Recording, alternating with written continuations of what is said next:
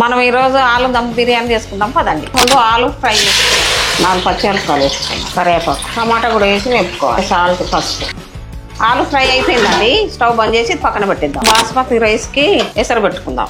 ఆలు ఫ్రై చేసుకున్నాం కదండి, అందులో ఇప్పుడు మసాలాలన్నీ కలిపేస్తాం. కారం, పసుపు, పెరుగు, మసాలా, ఫ్రై చేసుకున్న ఆనియన్స్, కొత్తిమీర, పుదీనా, పచ్చిమిర్చి, జీలకర్ర పౌడర్, ధనియాల పౌడర్, నిమ్మరసం, కస్తూరి మేతి, ఇవన్నీ మనం మిక్స్ చేసుకోవాలి. బాస్మతి రైస్ నానబెట్టి పెట్టుకున్నాం కదా, ఇప్పుడు ఎసరు వచ్చింది, ఇందులో వేసేస్తాం. ఈ రైస్ 70% ఉడకాలండి. అన్నం ఉడికిపోయిందండి.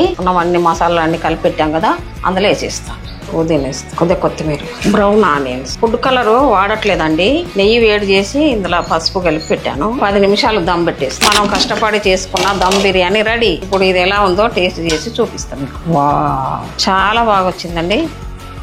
ఆలుగడ్డ కూడా చాలా బాగా ఉడికిందండి.